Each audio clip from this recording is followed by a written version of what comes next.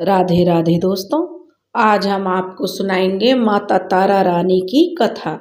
अगर आप हमारे चैनल पर नए हैं तो प्लीज़ हमारे चैनल को लाइक करें, सब्सक्राइब करें और शेयर करें।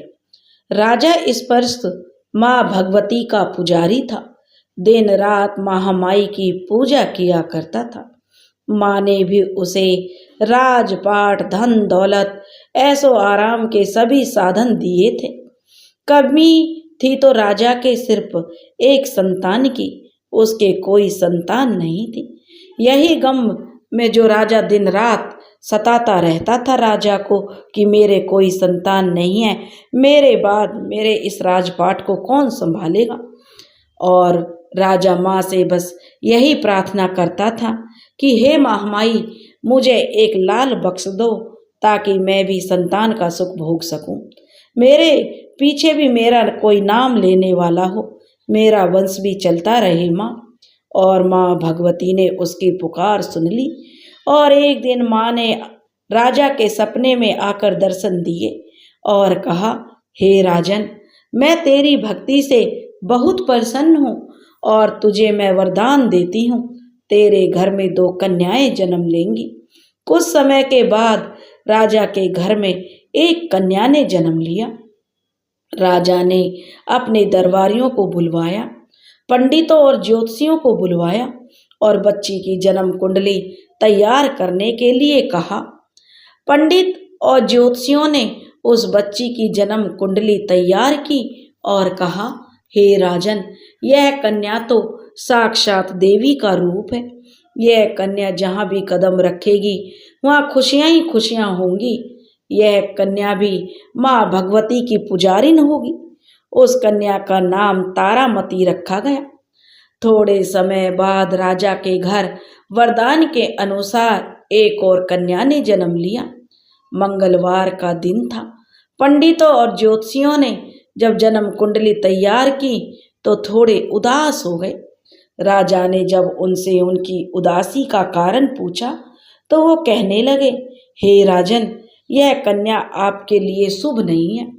राजा ने उदास होकर ज्योतिषियों से पूछा कि मैंने ऐसे कौन से बुरे कर्म किए हैं जो कि इस कन्या ने मेरे घर जन्म लिया है।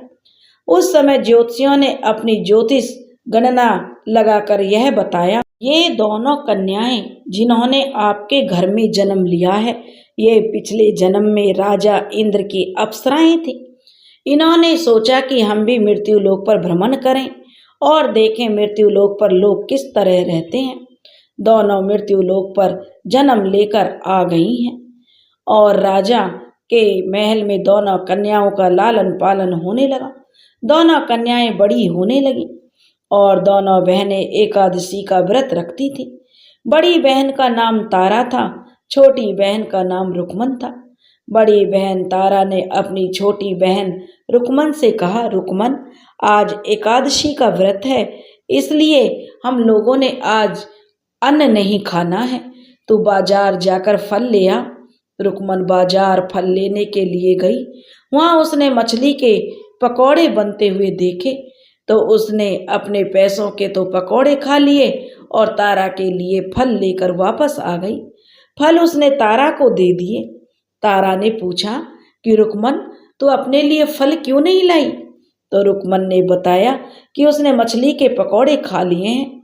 उसी वक्त तारा ने रुक्मणी को जो श्राप दे दिया कि हे रुकमन, तूने मनुष्य योनि में और एकादशी के व्रत में मांस खाया है, तूने बहुत नीच काम किया है, इसलिए तू तो नीच कर्म करने के कारण मैं तुझे श्राप देती हूँ कि तू नीच योनि में चली जाए।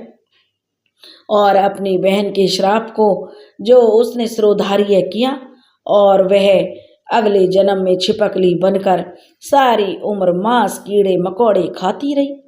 और तारा जो थी उसने भी अगले जन्म में एक राजा के यहाँ जन्म लिया, क्योंकि उसके पुण्य उसके साथ थे। वह यहाँ भी रानी, राजकुमारी और रानी बनी। उसी शहर में एक ऋषि गुरु गोरखनाथ अपने शिष्यों के साथ रहते थे, जहाँ पर वह छिपकली जन्म में रुकमन आई थी। उनके शिष्यों में एक चेला तेज स्वभाव का और घमंडी था। एक दिन वो घमंडी शिष्य पानी का कमंडल भरकर पूरे स्थान में और एकांत में जाकर जो तपस्या पर बैठ गया और अपनी तपस्या में लीन था। उसी समय उधर से एक प्यासी कपिला गाय आ गई। उस ऋषि के पास पड़े कमंडल में से वह गाय पानी पीने लगी। उसने उसके कमंडल में मुंह डाला और सारा पानी पी गई। जब कपिला गाय ने अपना मुंह बाहर निकाला तो कमंडल खाली हो चुका था और उसकी आवाज से जो कमंडल गिर गया खाली होने के कारण, और उसकी आवाज से ऋषि की समाधि टूट गई। उसने देखा कि ऋषि ने कि गाय ने सारा पानी पी लिया था, इसलिए ऋषि को बहुत गुस्सा आया उस गाय पर और उसने कपिला गाय को बुरी तरह से चिमटे से मारना शुरू कर दिया। वह गाय लहूलुहान हो गई। यह खबर जब गुरु गोरख को मिली तो उन्होंने जब कपिला गाय की हालत देखी तो उस ऋषि को बहुत बुरा भला खा और उसी वक्त आश्रम से उसे निकाल दिया। गुरु गोरख ने गाय माता पर किए गए पाप से छुटकारा पाने के लिए कुछ समय बाद एक यज्ञ का आयोजन किया।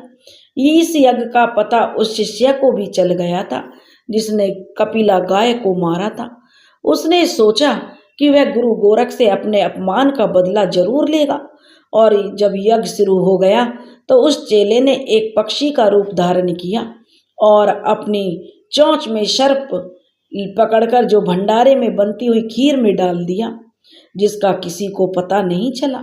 लेकिन दीवार पर रेंगने वाली एक छिपकली जो पिछले जन्म में तारा की छोटी बहन थी, वह जो सब देख रही थी और बहन के साप को स्वीकार करके इस जन्म में छपकली बनी थी।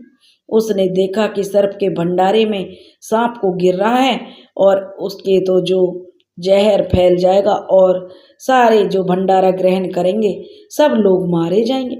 उसे त्याग और परोपकार की शिक्षा उसकी बहन ने जो दी थी अब तक याद थी। वह भंडारा होने तक घर की दीवार पर चिपकी समय की प्रतीक्षा करती रही। अब वह कई लोगों के प्राण बचाने के लिए उसने अपने प्राण नछोवर कर लेने का मन ही मन निश्चय कर लिया। अब वह जो खीर जब भंडारे में दी जाने वाली थी और बांटने वाले लोगों के सबके सामने वह छिपकली दीवार से कूदकर कढ़ाई में जा गिरी। नादान लोग छिपकली को खीर में गिरकर भला बुरा कहने लगे और खीर की कढ़ाई को खाली करने लगे।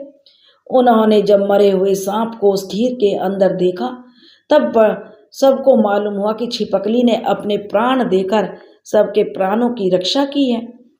वहां पर जितने भी लोग देवी देवता उपस्थित थे सब छिपकली के लिए प्रार्थना करने लगे और उसे सब योनियों से उत्तम मनुष्य जन्म प्राप्त हो, इसलिए वे प्रार्थना करने लगे और वह मोक्ष को प्राप्त करे। सब उसके लिए प्रार्थनाएं कर रहे थे। तीसरे जन्म में वह छिपकली राजा स्पर्श के घर फिर कन्या जन्मी। दूसरी बहन तारा देवी ने फिर मनुष्य जन्म लेकर तारामती नाम से अयोध्या के प्रतापी राजा हरिश्चंद्र के साथ विवाह किया। राजा स्पर्श ने ज्योतिषियों से कन्या की कुंडली बनवाई तो ज्योतिषियों ने राजा को बताया कि महाराज, कन्या आपके लिए शुभ नहीं है, यह आपके लिए हानिकारक सिद्ध होगी, सगुन ठीक नहीं है, इसलिए आप इसे मरवा दीजिए। राजा बोले, पंडित जी, लड़कियों को मारने का बहुत बड़ा पाप होता है, मैं उस पाप का भागीदार नहीं बन सकता, इतना बड़ा पाप अपने सिर पर नहीं ढो सकता। तब पंडित और ज्योतिषचार्यों ने विचार करके राजा को सलाह दी, हे राजा, आप एक लकड़ी का संदूक बनवाएं, उसके ऊपर सोने चांदी हीरे मोती जड़वा दें, फिर उस संदूक के अंदर कन्या को बंद करके नदी में बहा दीजिए। सोने चांदी से जड़ा हुआ संदूक कोई अवश्य लालच में निकाल लेगा और वही आपकी जो कन्या को भी पाल लेगा, इसलिए आप कन्या की हत्या के पाप से भी बच जाएंगे, आपको किसी प्रकार का पाप नहीं लगेगा। और राजा ने फिर ज्योतिष और पंडितों की बात मानकर ऐसा ही किया। एक संदूक मंगवाया, उस पर हीरे मोती जड़वाए और उसके अंदर उस कन्या को लिटाकर नदी में बहा दिया। वह संदूक बहता बहता नदी में जो काशी की नगरी के समीप आ गया। वहां पर एक भंगी उस समय गंगा स्नान के लिए आया हुआ था। जब वह संदूक को नदी में देखा तो उसने देखा कि कुछ चमक रहा है। वह उत्सुकतावश उस संदूक को पकड़ने गया और उसने जब उसे देखा तो उसमें हीरे मोती जगमगा रहे थे। उसने उस संदूक को बाहर निकाल लिया और जब उसने उसे खोल कर देखा तो उसमें अत्यंत रूपवान कन्या दिखाई दी। उसे उस सोने चांदी से कोई लालच नहीं था। वह तो कन्या को देखकर खुश हो गया क्योंकि उस भंगी के कोई संतान नहीं थी और वह भी माता का पुजारी था। उसने तो जो कन्या पाकर माता भगवती की कृपा मानकर अपनी घर ले आया और अपनी पत्नी को वह कन्या लाकर दी तो पत्नी की तो प्रसन्नता का ठिकाना नहीं रहा। उसने अपनी संतान के समान ही जैसी बच्ची को छाती से लगाया तो उसकी छाती से माँ भगवती की कृपा से दूध उतर आया। पति पत्नी दोनों ने प्रेम से उस कन्या का नाम रुक्को रख दिया। पिछले जन्म की रुक्मणी रुक्मन, दूसरे जन्म की छिपकली और अब तीसरे जन्म में जो रुक्को बन गई थी। अब रुक्को बड़ी हुई तो भंगी ने उसका विवाह रुक्को के जो उधारी राजा के महल के में जो भंगन काम करती थी उसके बेटे के साथ कर दिया क्योंकि रुक्को की सास महाराजा हरिश्चंद्र के घर सफाई का काम करने जाया करती थी।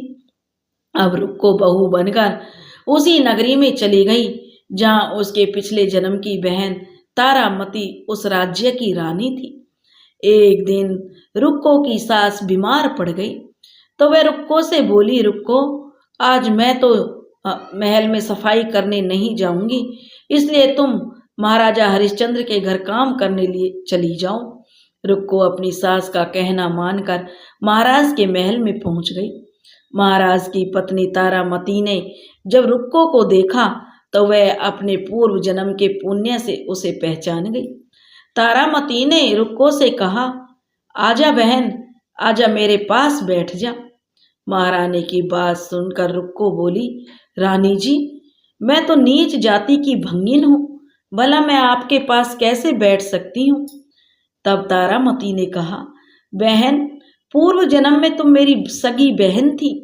एकादशी का व्रत खंडित करने के कारण तुम्हें छिपकली की योनि में जाना पड़ा। जो होना था सो हो चुका। अब तुम अपने इस जन्म को सुधारने का उपाय करो और माता भगवती की सेवा करो और अपना जीवन सफल बनाओ। यह सुनकर तो रुक्को की प्रसन्नता का कोई ठिकाना नहीं था और उसने जो अपनी पूर्व जन्म की बहन से उपाय पूछा तो रानी ने बताया कि भगवती माता सब मनोरथों को पूरा करने वाली हैं।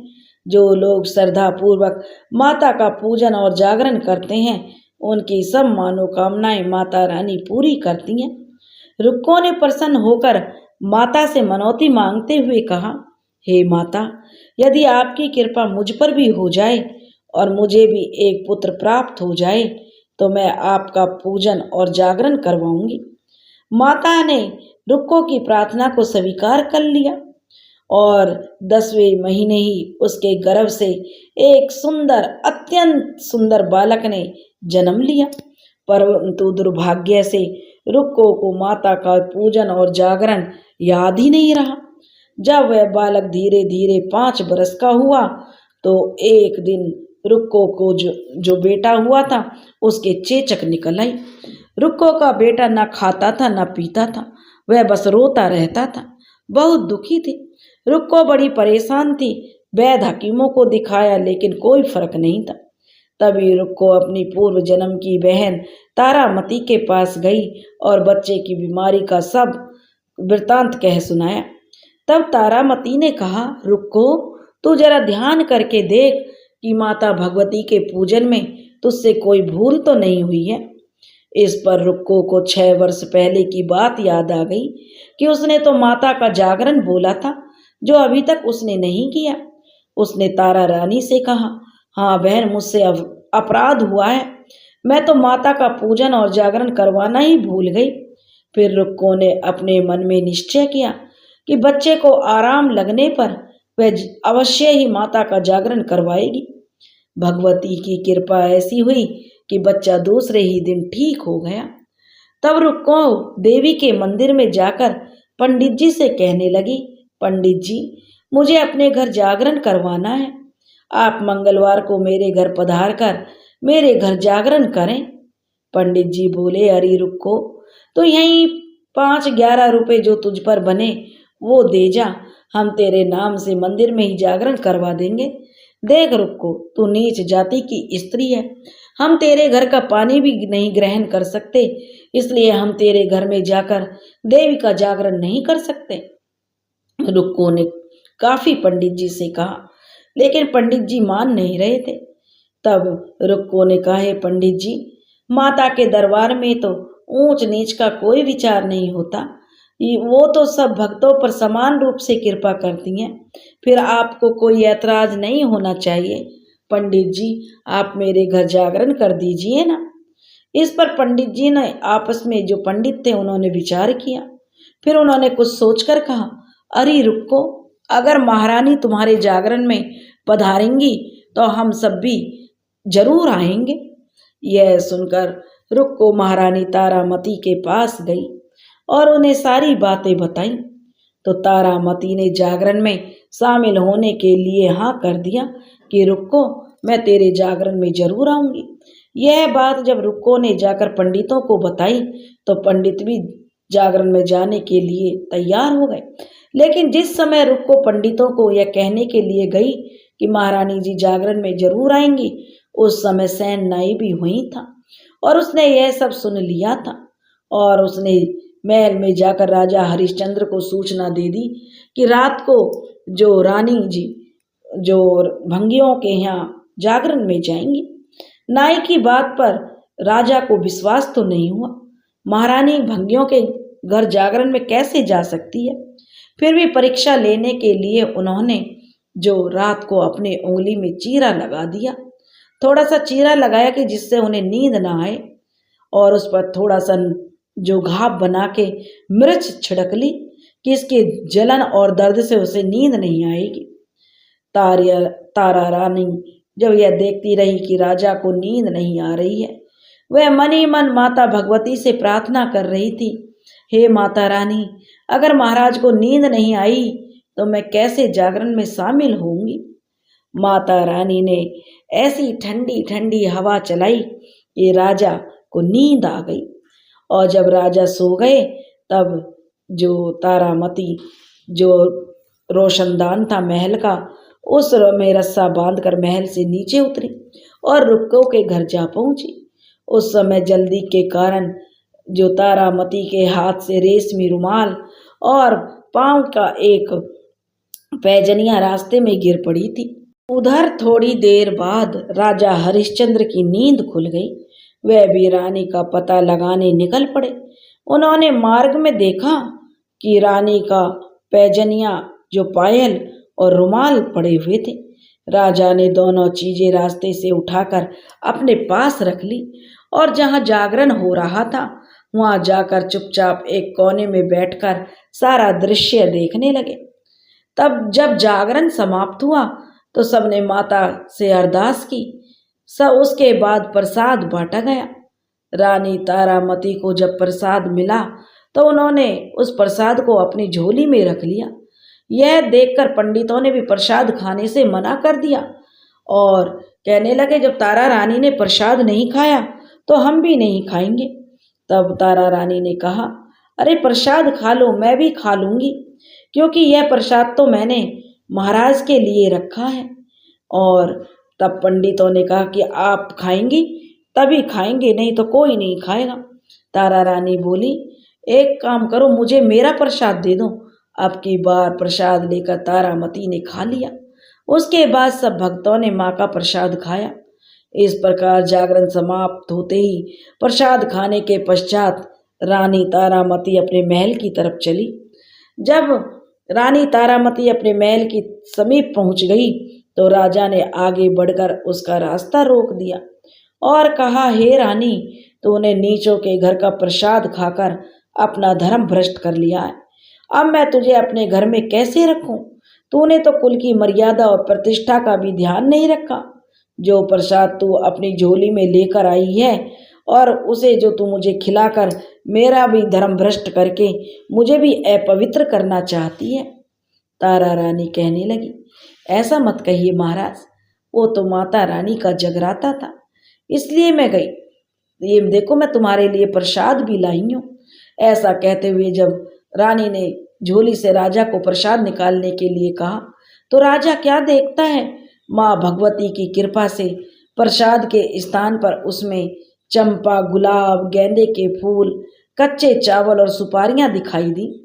यह चमत्कार देखकर राजा आश्चर्यचकित रह गया कि उसने तो अपनी आंखों से हलवा और चने का प्रसाद देखा था जो रानी ने उसके लिए रखा था, लेकिन यह जो गुलाब, गेंदे के फूल, कच्चे चावल और सुपारियां कैसे हो गई।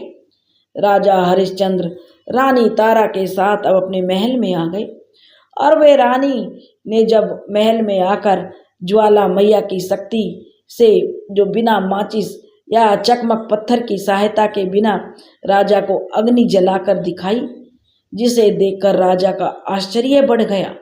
रानी बोली, अगर महाराज तुम प्रत्यक्ष दर्शन करना पाते हो भगवती मैया के तो उसके लिए बहुत बड़ा त्याग करना चाहिए। यदि आप अपने पुत्र रोहितासव की बलि दे सके तो आपको दुर्गा देवी के प्रत्यक्ष दर्शन हो जाएंगे। राजा के मन में तो अब देवी के लगन की लालसा बढ़ गई थी। वो तो सब मोह माया त्याग चुके थे, इसलिए राजा ने पुत्र मोह को त्याग कर अपने पुत्र रोहितासव का सिर देवी को अर्पण कर दिया। ऐसी सच्ची श्रद्धा और विश्वास देखकर दुर्गा माता सिंह पर सवार होकर उसी समय प्रकट हो गई और राजा हरिश्चंद्र दर्शन करके कृतार्थ हो गए। मरा हुआ पुत्र भी जीवित हो गया था। चमत्कार देखकर राजा हरिश्चंद्र गदगद हो गए। उन्होंने विधि पूर्वक माता का पूजन करके और अपने अपराधों की क्षमा मांगी।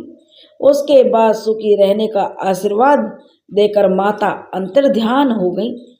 राजा ने तारा रानी की भक्ति की प्रशंसा करते हुए कहा, हे तारा, तुम्हारे आचरण से मैं अति प्रसन्न हूँ। धन्य है मेरे भाग जो तुम मुझे पत्नी के रूप में प्राप्त हुई। पूरी आयु पर्यंत सुख भोगने के पश्चात राजा हरिश्चंद्र, रानी तारामती और रुक्मन भंगिन तीनों ही मनुष्य की योनि से छूटकर देवलोक को प्राप्त हुए। माता के जागरण में तारा रानी की कथा को जो मनुष्य भक्ति पूर्वक पढ़ता है या सुनता है, उनकी सभी मनोकामनाएं पूर्ण होती हैं, सुख समृद्धि बढ़ती है, शत्रुओं का नाश होता है। इस कथा के बिना माता का जागरण पूरा नहीं माना जाता। बोलो साचे दरबार की जय।